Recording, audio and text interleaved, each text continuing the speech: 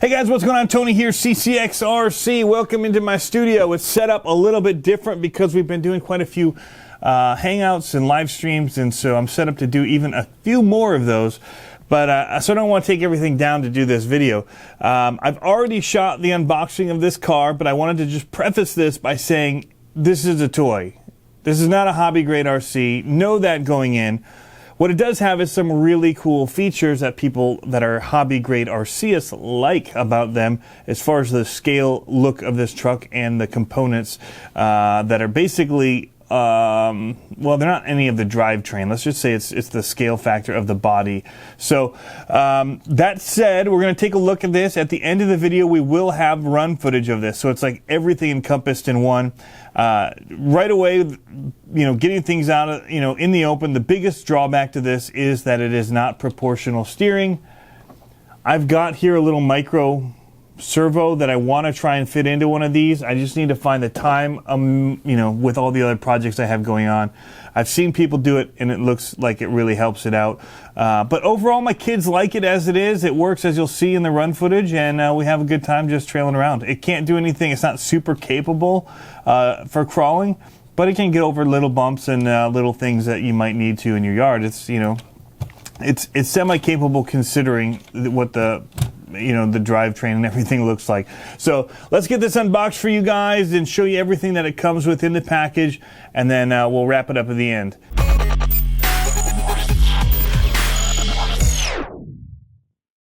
All right, so here is the box for the WPL C14 four-wheel drive mini 1/16 scale Toyota looking truck. It is 8+ ages, they say. So it's got little shock absorbers, an alloy skeleton, they call it, simulation chassis from a real truck. And then what's really interesting to me is on the back here, they show a number C24, which is like a hard body full Toyota truck. That looks really awesome. So says it's got LED headlights, 4-channel remote control, 2.4 gigahertz, and a 16th scale remote. So we're going to just go ahead and open it up and take a look at it for you guys. We've done another WPL, the military truck, with their WPL B1. So this is the truck here. It looks like I've got a red one coming to me. All right, so we've got a very small, simple set of instructions here for the controller, how to turn it on, and fine adjustments for their non-proportional steering servo. That's the biggest fallback on these trucks. All right, so here's everything that you get inside of the box with this truck. You get the little military truck controller, and it is definitely non-proportional. This basically clicks back and forth. You do have proportional throttle adjustments here and an on-off switch. So we're going to need a little screwdriver in order to put a battery in here, which we'll look at in a minute. We've got our charger right here. And inside of this little cranny on the back, this little bed box, truck bed box, here we've got our battery. All right, so there is our NI, our NiCad AA 700 milliamp hour 6-volt battery that comes with this. It's got its own little charger here, USB, to be able to run that. And so we'll get that into that in just a minute, but let's go ahead and look at the accessories that come with the truck. And so it did actually come with a little screwdriver, so that should help us out here. So it's got a few pieces on here that we'll have to install ourselves. So you can see the scale of the truck. It's got an interior in here, steering wheel, you can see the little shifter in here, seats, everything. So they definitely want it to look good. I wish that they'd have taken some of that time and money put into that. I guess it's just a mold.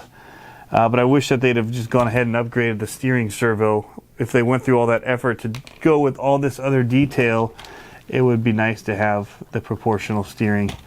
So, but these come in, usually you can get them for under $35, and so, you know, at that price, you're really just getting a toy. So just think of it as that. It's something that your kids could play with. That's what will happen with mine.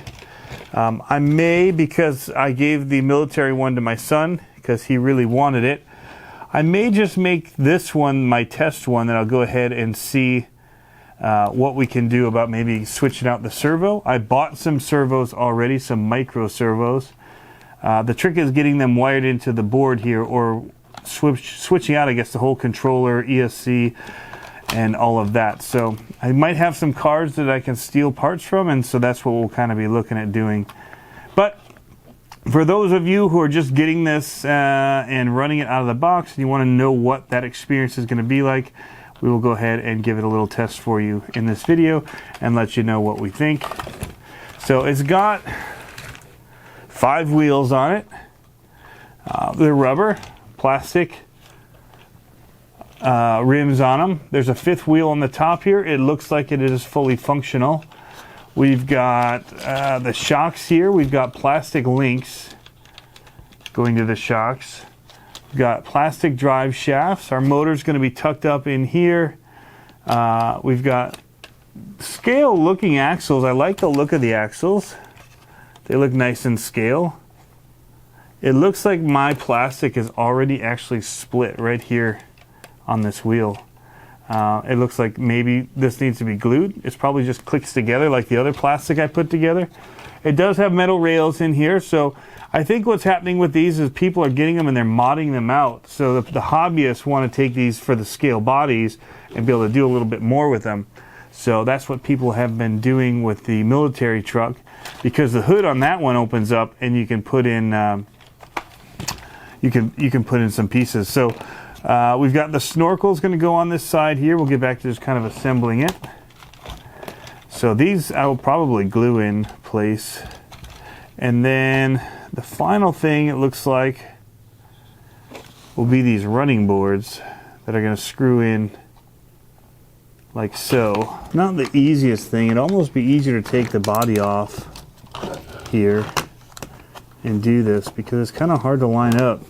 Of course, filming doesn't make this any easier. You guys are in my perfect spot where I'd want to be.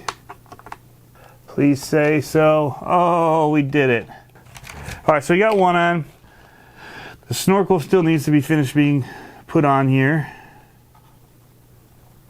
What else do we got? We got windshield wipers and scale detail here.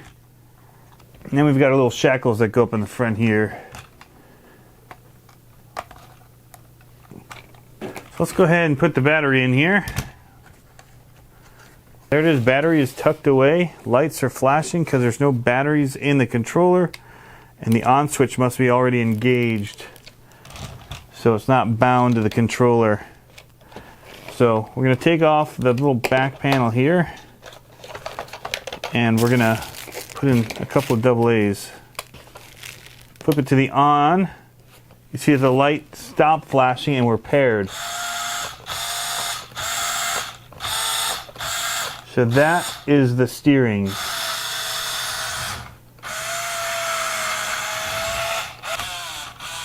There we go. So loud though, turning. So again, what this really is this is a toy grade. It's meant to look really scale, but it's not going to be a capable crawler in the condition it comes in out of the box. But you spend a lot of money for toys these days, and so what it really comes down to is whether or not you think that you see $35 of value in a toy that you can drive around versus a toy that you just push around. Let's take it outside and give it a run.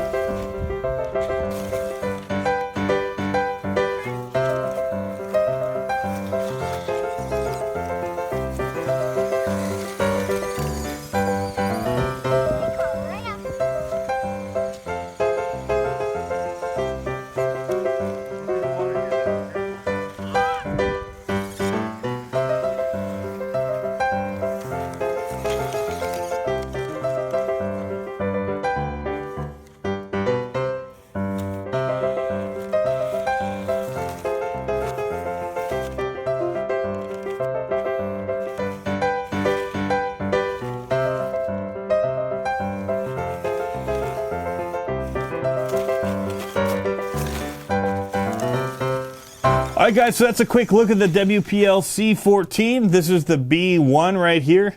As you can see in the video, they're just kind of fun. I put fun music under it because they just kind of, bounce around and are just, they're fun to drive around. And what more could you ask for from a little toy?